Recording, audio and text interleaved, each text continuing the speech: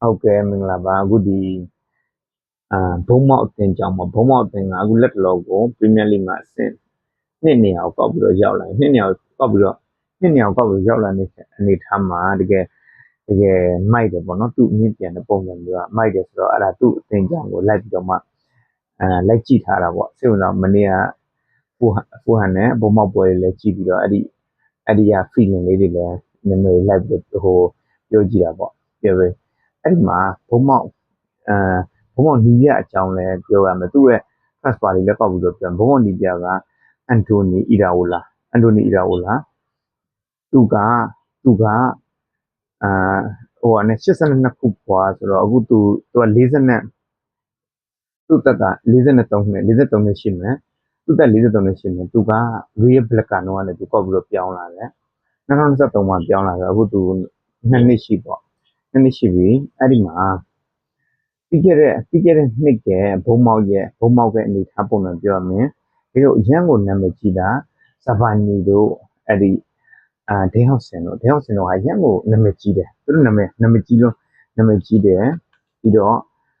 ဟိုးရင်နှစ်တော့ဆိုလန်ကြီးပြောင်းသွားတဲ့အတွက်ကြောင့်မို့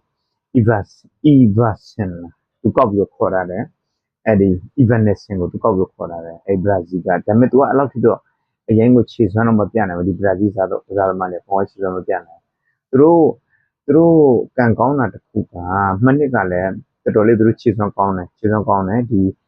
နောက်ကန်လုံးဝမာပြီးတော့မှသူတို့ Justin Kluivert လည်းခြေစွမ်းပြတယ်ဆိုတဲ့အနေထားပုံစံမျိုးနဲ့ကပြီးလည်းပြီးတော့ဒီနှစ်အစောပိုင်းဒီအပြောင်းရွှေ့မှာကျတော့သူ့ရဲ့ကစားသမားတွေကအကုန်ဟို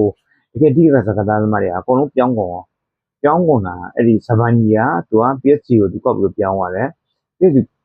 ဟိုကောက်ပြောင်းသွားတာ50နဲ့ပေါင်55သန်းနဲ့တော့သူကောက်ပြောင်းသွားတယ်ပြီးတော့ဒေးဟောက်ဆင်ကReal Madrid ကိုကောက်ပြောင်းတယ်Real Madrid ကောက်ပြောင်းတော့52သန်း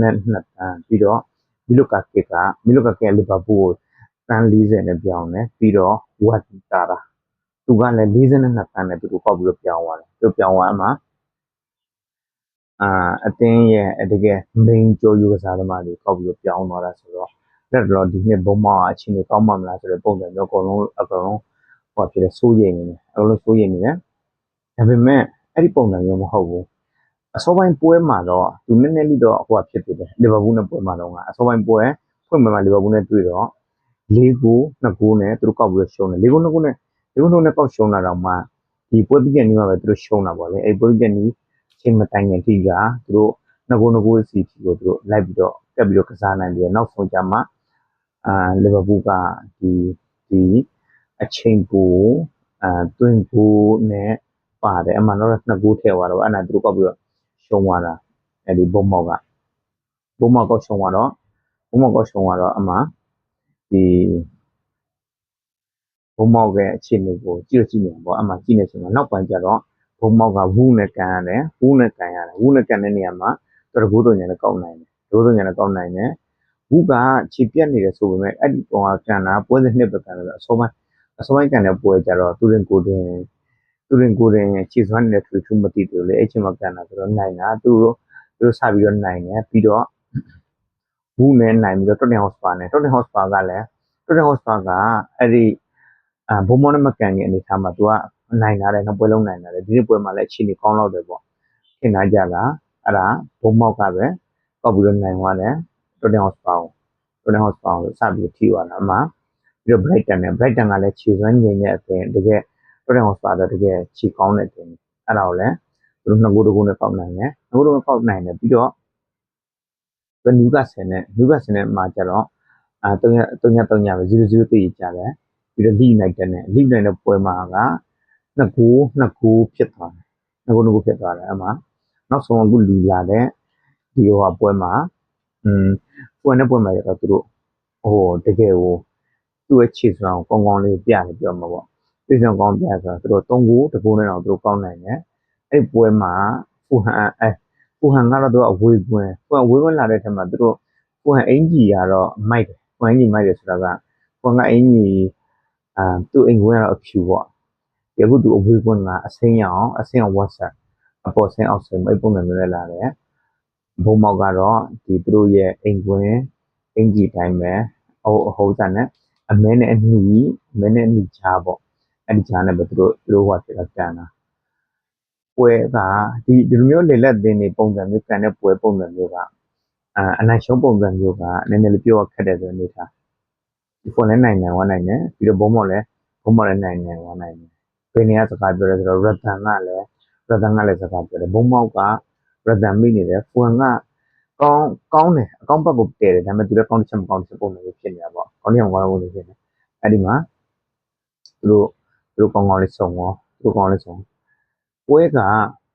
ဘယ်လိုတွေနာမည်ကြီးမလဲနာမည်ကြီးမှဆိုရင်ဖူဟန်မှာဆိုရင်အီမီနက်ဆိုပြီးတော့အခုဂျိုရှိုခင်းအဲ့ကောင်လေးတွေလည်းသူနာမည်ကြီးလာပြီးတော့ကိုသမားလီနိုရှိမယ်ပြီးတော့ဆက်ညွတ်လာအဲ့ဒီကစားသမားလေးတွေဟိုနည်းနည်းလေးလူသိကြတယ်ပေါ့ပြီးတော့ကျန်တဲ့ကစားသမားတွေတော့အဲ့လောက်ထိတော့မဟုတ်ဘူးကျန်တဲ့အဲ့လောက်မဟုတ်ဘူးဒီပုံမှန်မှာကျတော့ဆပ်ဘန်ညိုတို့ပြီးတော့ကလိုက်ဘတ်တို့ပြီးတော့ပက်ထရိုဗီလာတော်တော်လေးဟောဖြစ်တယ်ကောင်းတယ်အော်ခုနကဖူဟန်ထဲမှာအိုဝူဘီလာအဲ့ဒီကစားသမားလည်းသူဟောဖြစ်တယ်သူကောင်းတယ်နည်းနည်းစင်တာကစပန်ညိုရဲ့အိုဝူဘီရဲ့သူတို့ကနည်းနည်းလေးဟောဖြစ်တယ်စင်တယ်လူမဲကစားသမားစပင်နည်းနည်းတောင်ကောင်းတယ်စပင်ကလည်းတကယ်အရှိဆိုတော့သူတို့နှစ်ယောက်ကတော့နည်းနည်းစင်တယ်တိမှပဲရတော့ဗောနော်မသိရင်တော့သူတို့တွေစင်တဲ့ပုံစံမျိုးတော့ပေါက်တယ်အရင်တော့မဟုတ်ပါဘူးလူမဲကစားသမားစပင်ရှိပုံစံမျိုးဆိုတော့အဲ့လိုလဲပါတော့ပါသေးတယ်ဗောသူတို့ကန်အောင်ပွဲကပထမပိုင်းမှာသူတို့ပြန်နေထားနေမှာဟိုဟာတုံညပဲပထမပိုင်းတုံညမယ်ဒုတိယပိုင်းပွဲနောက်ပိုင်းနေမှာပဲအချိန်ကမြင့်လာတာအဲ့မှာအဲ့ဒီဖူဟန်ဘက်ကနေမှာကောက်ပြီးတော့တကူကောက်ပြီးတော့တွင်းတယ်သူတို့ရဲ့ညာတောင်မှကစားသမားလေးဆက်ဆိုင်ညိုကောက်ပြီးတော့တွင်းတယ်မိနစ်90မှာကောက်ပြီးတော့တွင်းတာပြီးတော့တိတ်မကြပါဘူးအဲ့ဒီစပင်ညိုကကောက်ပြီးတော့လှုပ်ရောသူကစပင်ညိုကဟိုဟာဖြစ်တယ်စပင်ညိုကညာဘက်ခြမ်းကသူကန်တဲ့နေရာကဒီဘက်ခြမ်းကြည့်မယ်ဆိုရင်ဘေတောင်မှတိုက်စစ်ပေါ့အဲ့ဘေတောင်မှတိုက်စစ်ဘက်ခြမ်းနေသူကောက်ပြီးတော့ဆွဲသွားတယ်ဂိုးလိုင်းနာထိရောက်သွားပြီဂိုးလိုင်းနာထိရောက်တဲ့နေရာကိုကောက်လှည့်ပြီးတော့မှသူကပ်ပြီးတော့ကန်သွင်းသွားတယ်ဂိုးသမားနဲ့တက်လေးပေါ့အဲ့ဒီဘောလုံးကဟိုဟာနဲ့ပေါင်ကြားတဲ့ကောက်ဝင်သွားတယ်ပေါင်ကြားတဲ့ကောက်ဝင်တကယ်ဟိုဖြစ်တယ်တော်တယ်သူတို့ဒီမှာညှိုးတာကြတော့ဒီပုံမှန်ကစားနေနဲ့ကိုပေါင်ကြားတဲ့ထိန်ကိုတီးတလန့်ကိုညှိုးကြတယ်ပေါ့နိုင်တဲ့အပြင်ရိုင်းကိုခြေစွမ်းကောင်းတဲ့ကစားသမားဆိုရင်ပူတော်မကိုသူတို့ညှိုးဆိုကြသေးတယ်အဲ့ဒီကိုသွင်းနေဆိုတော့တော်တော်လေးအဲ့ဒါသူတို့ဟိုပြောစမှပြုတဲ့ထဲမှာပါတာပေါ့မနေ့ကစပန်ညိုအဲ့လိုမျိုးကိုတကူကောက်ပြောင်းရတယ်ပြီးတော့နောက်ထပ်ပြီးတော့ဟိုဖြစ်တာကသွင်းတာက Justin Kluivert ကောက်ပြန်တယ်အဲ့ဒီ Justin Kluivert ကမှနှစ်ကဟိုသူတို့ရောပြီးတော့ပဲတခါတည်းဟိုဆင့်ပြီးတော့ပြောကြည့်တာပေါ့ Justin Kluivert ကသူက Patrick Kluivert ရဲ့သူကတာ Patrick Kluivert ကအရင်ဘာစီလိုနာရဲ့တကယ်အထင်ကြီးကစားသမားပေါ့ဘာစီလိုနာနံပါတ်9အနေနဲ့ပြီးရင်ဘလုံးကစားတဲ့ခါကျရင်လက်မှာဒီဟိုဟာလေးနဲ့ကစားတာလက်ပတ်လေးနဲ့သူကစားတတ်တာသူကစားတဲ့ပုံစံမျိုးကအရေးရှိတယ်လို့ခေါင်းတိုက်လည်းကောင်းတယ်ဂိုးလည်းတော်တော်လေးကိုသွင်းတယ်ပြီးတော့ဟော်လန်ရဲ့တကယ်အဓိက main ကစားသမားဆိုတော့အဲ့မှာသူတို့တိုက်စစ်တယ်အကုန်လုံးက Patrick Kluivert ဆိုရင်အကုန်လုံးသိနေတယ် Patrick Kluivert သိနေတာအခုသူ့သားအကုန်လုံးဘယ်နှယောက်ရှိသူ့သား4ယောက်တော့ရှိတာအဲ့ဒါငကိုတော့သူ့သားရှိတယ်ဆိုတော့သိတယ်သိချင်ကြအတိအကျပုံစံမျိုးတော့မသိဘူးသူတို့ဘောလုံးသမားတွေကသူတို့မျိုးဆက်တွေကလည်းဘောလုံးသမားတွေဖြစ်တဲ့ပုံစံမျိုးများတာပေါ့သူတို့စီမှာနာမည်ခေါ်တဲ့ပိုင်းတွေကြတော့လေအဖေနာမည်ကိုသူတို့သုံးတယ်ဆိုတဲ့ပုံစံမျိုးအဖေနာမည်သုံးတဲ့ပုံစံမျိုးကသူတို့အနောက်တွေမှာအဖေနာမည်နဲ့ပြင်မယ်လို့ပိတ်ထားတာကိုအဲ့ဒီ Kluivert နာမည်တွေကသူ့သား4ယောက်တော့ရှိတာသူ့သား4ယောက်လုံးရဲ့နာမည်ထဲမှာအဲ့ဒီ Kluivert တွေအကုန်လုံးပါတယ်ဒီပထမသူကစားသမားက Quinn ဒီ Kluivert သူဘလုံးကန်တယ်ပြီးတော့ Justin Kluivert ပြီးတော့ Ruben Kluivert ပြီးတော့ Shane Kluivert သူတို့အဲ့ဒီမှာဟိုဟာတွေအခုဒီတားအကြီးဆုံးဖြစ်တဲ့အဲ့ဒီ Quincy Kluivert ကတော့သူကနားသွားပြီJustin Kluivert တော့အခု လက်တော်ဘုံမောက်မှာပဲပေါ့ပြီးတော့အဲ့ဒီမှာသူ့ရဲ့ Ruben Clive ပေါ့ဒီပြောင်းရွှေ့တုန်းကကျွန်တော်တော့နည်းနည်းလေးဟောဖြစ်သွားတယ်ကျွန်တော်အခုဒီအယောင်စုံက face ပေါ့ဘောလုံးသတင်းနဲ့ပတ်သက်တဲ့ဟာအဲ့ဒီကောင်လည်းဟောဖြစ်နေတာလုံနေတာအဲ့ကောင်လည်းလုံနေဆိုတော့အဲ့ဒီမှာဒီလိုင်းယုံကိုကောက်ပြီးတော့ပြောင်းနေဆိုတဲ့အနေထားကဒီဘုံမောက်က Justin Clive ပဲကောက်ပြီးတော့ပြောင်းလာပေါ့ Justin Clive ကောက်ပြီးပြောင်းလာဆိုတော့စာတော်မှရေးနေတယ်မတင်မကြတော့ဖြစ်နေတာမတင်မကြဖြစ်နေကြတော့သတင်းကလည်းအများတော့ဖြစ် up to date ဖြစ်ဖို့ဆိုတဲ့ပုံစံမျိုးကလည်းကောက်ပြီးတော့ရေးတော့ရေးနေပေါ့နာမည်လည်းမကြည့်ပါဘူးပုံကလည်းဘာမှလည်းလူလည်းမသိတော့အခုချိန်ကြီးလည်းပြန်မှာပဲဒါပေမဲ့ဝါသနာပုံစံမျိုးလုံနေနေတော့တဖြည်းဖြည်းနဲ့တော့အဆင်ပြေလာမယ်လို့အဲ့လိုတော့ထင်တာပေါ့အမှနောက်ပိုင်းကျမှတေချာလေးကိုပြန်ပြီးတော့ကြည့်တဲ့အခါကျမှသူက Ruben Clive ပဲဖြစ်နေတယ်တဲ့ Ruben Clive ပဲClive မှာတာဘယ်နဲ့တာအဲ့တော့ကျွန်တော်စိတ်ထင်တာ2ယောက်ပေါ့တာ2ယောက်တော့ထင်တာအခုမှပဲဖြစ်တာသူ့မှာတာကတော့4ယောက်တော့သူ့တာ4ယောက်တော့ပြီးသူ့တာကြီးဆုံးဆိုရင်သူကနားတော့နာပဲစကားသမားဘွားနဲ့နားတော့နာပဲအဲ့လောက်ကြီးပြီးတော့နောက်ဆုံးအဲ့ဒီ Shane Clive ကတော့သူဘာစီလိုနာလူငယ်တင်းမှာကစားနေတယ်နာမည်တော့အရင်ကိုထွန်းထွက်တော့မလာသေးဘူးအခု Clive ကသူကအင်ဒိုနီးရှားမှာသူနီးပြနေတာအင်ဒိုနီးရှားမှာနီးပြတာသူ့ရဲ့ဒီသူတို့တွေရဲ့အချိန်မှာတော့အခုချိန်ကြီးဟိုဖြစ်နေတော့မှလုတ်ပြနေတယ်ဘောလုံးလောကထဲမှာပဲပေါ့ဘောလုံးလောကထဲမှာပဲအမှ Justin Clive ကပြီးခဲ့တဲ့နှစ်မှာသူတိတိတတ်ပေါ့အထူးစုဆိုတဲ့အနေထားပုံစံမျိုးသူကရသေးတယ်စုအနေထားဘယ်လိုဖြစ်လို့လဲဆိုတော့တပွဲထဲမှာပေါ့အခါတည်းကိုရတာhat trick ရ hat trick ကတော့ပုံမှန်ရလေရတာရှိတာပေါ့ဒါပေမဲ့သူရ hat trick ကပယ်နတီ3ဂိုးကနေပယ်နတီ3ဂိုးကနေသူပယ်နတီပဲသွင်းသွားတယ်3ဂိုးဆိုတော့သူ့ကိုတော်တော်လေးပြန်ပြီးတော့လူကြီးကြပဲပေါ့သူတော်ဒီနှစ်တော့ကိုအမှစုပေးသေးတယ်သူကများတော့ဖြစ်ကောင်းတာဒါတွေကောင်းတယ်ဆိုတော့ပယ်နတီကန်တာတွေကောင်းတယ်ပြီးတော့အဝေးကနေကန်တဲ့ကန်ချက်ပုံစံမျိုးတွေကောင်းတယ်အမှဒီနေ့ပွဲမှာလည်းဒုတိယဂိုးကိုသူအဝေးကန်ချက်နဲ့သူကောင်းကောင်းလေးကောက်ပြီးတော့ဂိုးယူရတယ်အဝေးကန်ချက်နဲ့ကောက်ပြီးကောက်ယူဂိုးယူရတော့မှ2ဂိုးတကူ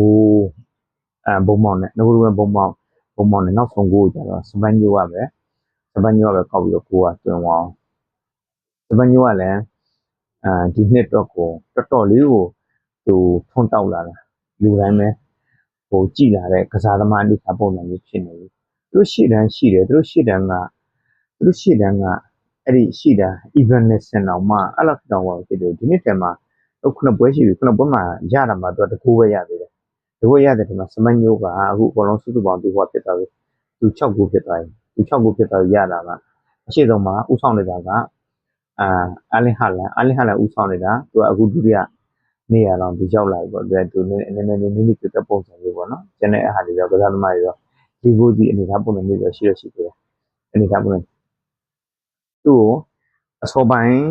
ဒီမှာတော်တော်များများကလည်းအသင်းတွေတော်တော်များများလည်းကောက်ပြီးတော့ခေါ်ကြတယ်အသင်းကသူ့ရဲ့ကြီးကအနည်းဆုံးကိုတန်း60နဲ့တန်း80မှာရမှာပဲရောင်းမယ်ဆိုတော့ဒီကွန်မန့်တင်လည်းတွန့်နေဒါပေမဲ့နောက်ဆိုရင်တော့ပိုတော်မှထပ်ပြီးတော့ကြီးတောင်မှအနေထားရှိတယ်စပန်ရောအရင်ကကောင်းတာဒီဟိုနဲ့ပွဲတော့ကလီဗာပူးနဲ့ပွဲတော့ကစပြီးတော့သူကိုသွင်းတယ်2ဂိုးတကူကပြီးသွင်းတယ်တကူကတကယ်အဝေးရနေဆွဲပြီးတော့မှသူကောက်သွင်းတယ်ဟိုပြီးတော့ကျွန်တော်ကောင်းကောင်းလေးကြည့်မိတဲ့ပွဲနဲ့အမှတ်ထင်တဲ့ပွဲဆိုရင်လူကစတဲ့ပွဲမှာတော့ကသူ free kick ကောက်သွင်းတယ် free kick ကောက်သွင်းတာအောက်ခြေပဲသူပိတ်ပြီးတော့မှ